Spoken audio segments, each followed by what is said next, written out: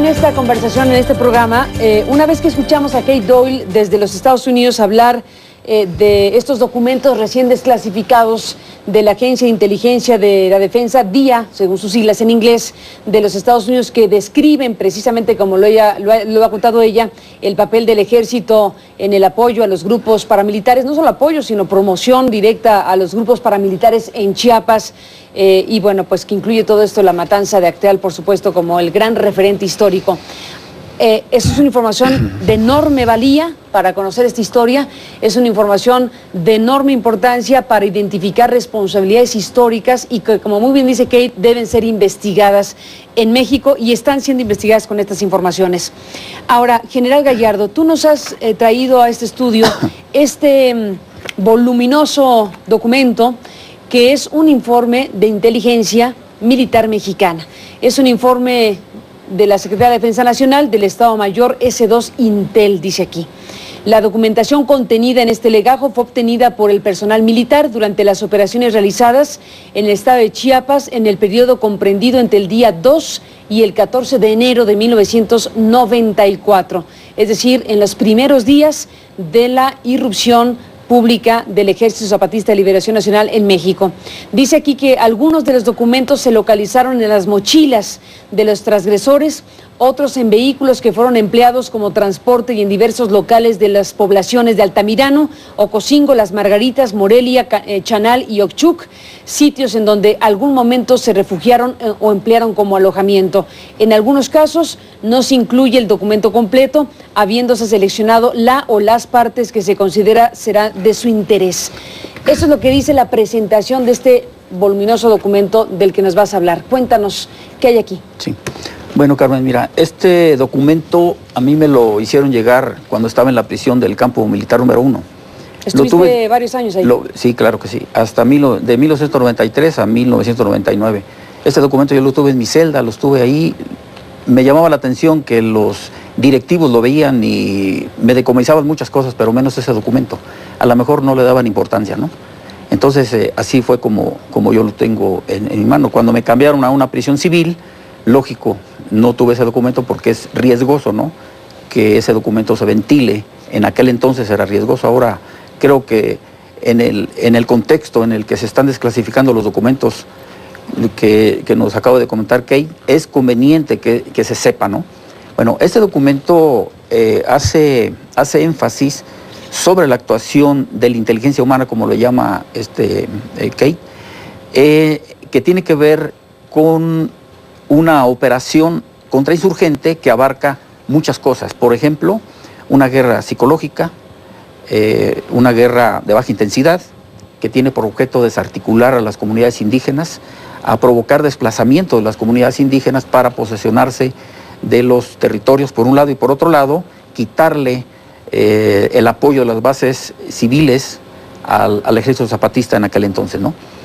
Además, este documento trata en términos generales, o comenta en términos generales, la existencia de grupos armados en Chiapas, punto y aparte del Ejército Zapatista de Liberación Nacional. Me refiero en concreto a las guardias blancas creadas por los terratenientes, por los hacendarios, entre otras cosas, o a los grupos de autodefensa. Estas agrupaciones que ya existen son retomadas, ¿sí?, por el Estado mexicano, en concreto por el Ejército, en colusión con el Estado de Chiapas o con el Estado local, con la quisiencia, con el gobierno local, con la quisiencia del presidente de la República. Y esto es lógico. El asunto de Acteal es un crimen de Estado.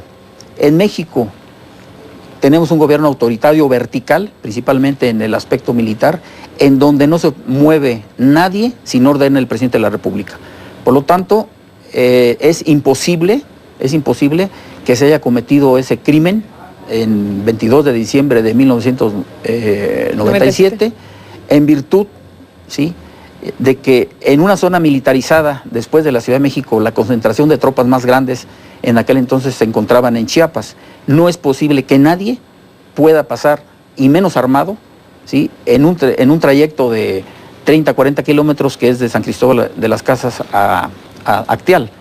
Lo vemos aquí, este documento nos deja claro porque era revisado milimétricamente las mochilas, las pertenencias, los vehículos, etcétera, Y eso está demostrado en este documento, ¿no? En este documento, déjame aquí ojearlo frente a la pantalla y, bueno, ver algunas de las cosas de las que estás hablando. Este tipo de información que obtuvo el Ejército Mexicano, pues como lo dice aquí mismo, y tú lo acabas de confirmar, la localización de esos documentos en las mochilas y en otras de otras maneras en los transportes que utilizaban precisamente los zapatistas en aquellos años.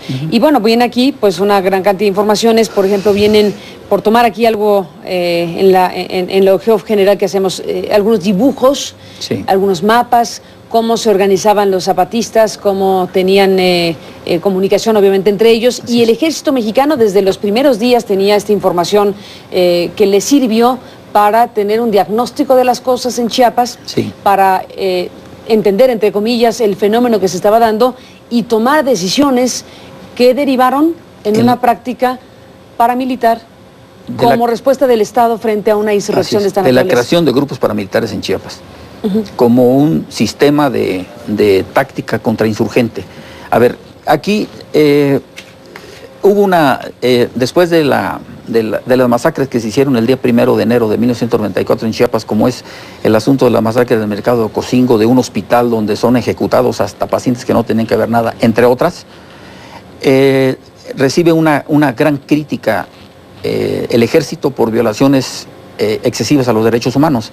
Entonces, con esta información y con esos acontecimientos, se decide la creación de estos grupos paramilitares para impedir una crítica directa al ejército.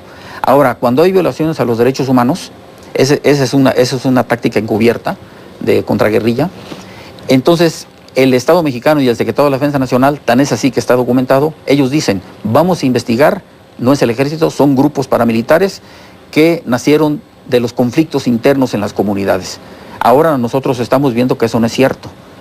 Era una política implementada desde el Poder Ejecutivo, ¿sí?, articulada y plasmada en la realidad con la fuerza militar, con la aquiescencia de los gobiernos locales. Déjenme, Kate, Francisco, regresar después de la pausa y seguimos esta conversación.